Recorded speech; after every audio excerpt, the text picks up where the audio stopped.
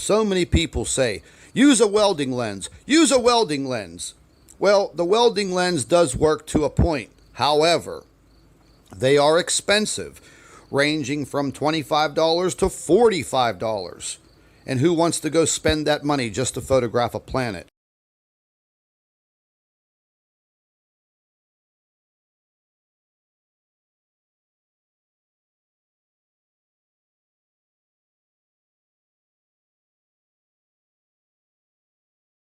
Now, professional camera lenses, I know a lot of us don't have $800 cameras, and attaching the lenses would help a little bit. Now,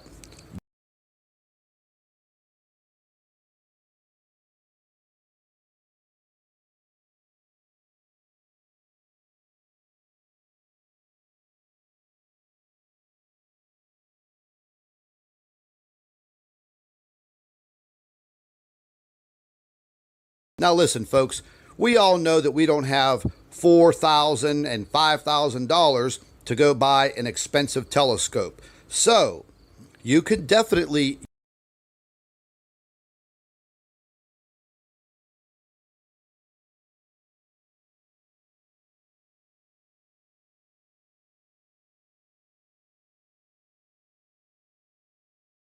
use your smartphone.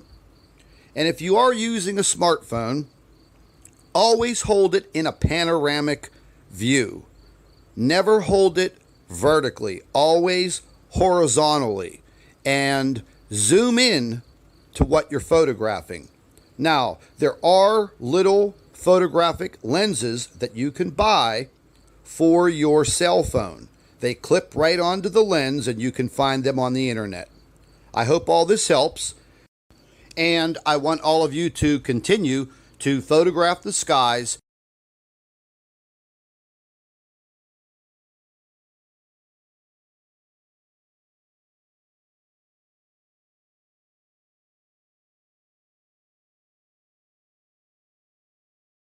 I'm going to show everybody. If you don't see it. Yeah, I'm going to show everybody this real quick.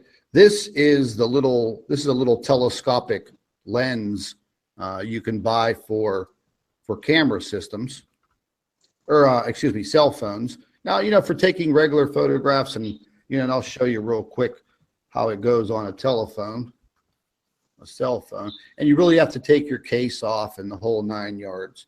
But it kind of goes on your phone like that. Some of them have tripods and things of that nature. But you can see, if you try photographing light with anything like this, you're going to have some issues, especially sunlight. But these are pretty sophisticated. They're pretty neat. I think for $60, the trolls were saying that this is what I used to photograph the blue dwarf out near the sun. 93 million miles.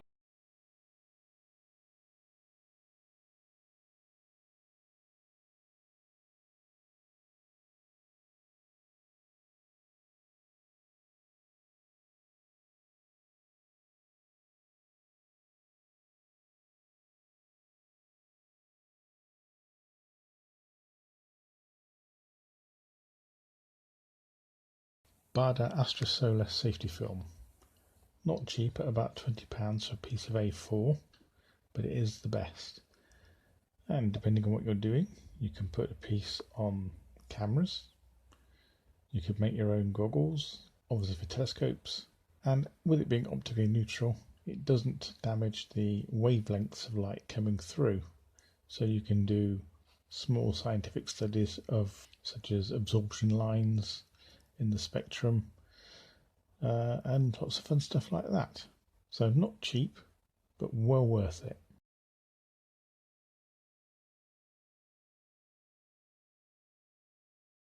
Well, as we saw, the resident expert reckoned you needed thousands of pounds to become a telescope owner. Well, if you want a really, really big one, yeah. But you can have a perfectly reasonable experience and a very good quality telescope for hundreds of pounds. There are two types. You've got your refractor or your reflector, and the difference is One's a through and through. You basically got a lens at each end on the refractor, and the reflector has got a mirror in it. They suit slightly different things. Refractors are more for planetary, but you can do a bit of deep sky, and the reflectors can do planetary, but they're better at deep sky. But there's a bit of a crossover. You can get a reasonable refractor for about 130, 140 pounds new. You can get bargains, or around about 300 pounds for a good sized reflector. Those prices are based on the minimum size recommended that I was recommended when I decided to go for it. Other people have slightly different ideas on what your minimum should be. I was recommended for a minimum of a 90mm refractor, which is the big end, the aperture, and on a reflector it was a 6" would be the minimum, so 6" or above. I think I recall that Astronomy Live, he favours an 8" Dobsonian as a minimum start. So that's a good bit bigger, and that is quite a good bit more light gathering, but the price is quite a bit proportionately more. But it's horses for courses, and don't buy cheap shit. It's not worth it. You're paying for a quality build, and you're paying for aperture. The bigger the aperture, the more light is gathered, the better the image, and the more resolving power you're going to get to see detail. And you'll also be paying for better quality optics as well. So there's two examples up on the screen. I've got the Skywatch Explorer 150p on the EQ32 gem mount, and I'm having great fun with it. I will leave a link in the description box below, which will take you to a guy who's lots of advice, but I would recommend you go to your local astronomy club, and you'll get lots of advice, and they will probably let you have a look through their telescopes so you can actually see what they work like and get a feel for it before you decide to go and save your money or spend your money.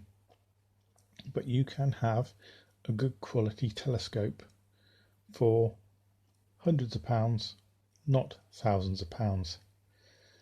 And if you shop around on eBay, you can get a bargain.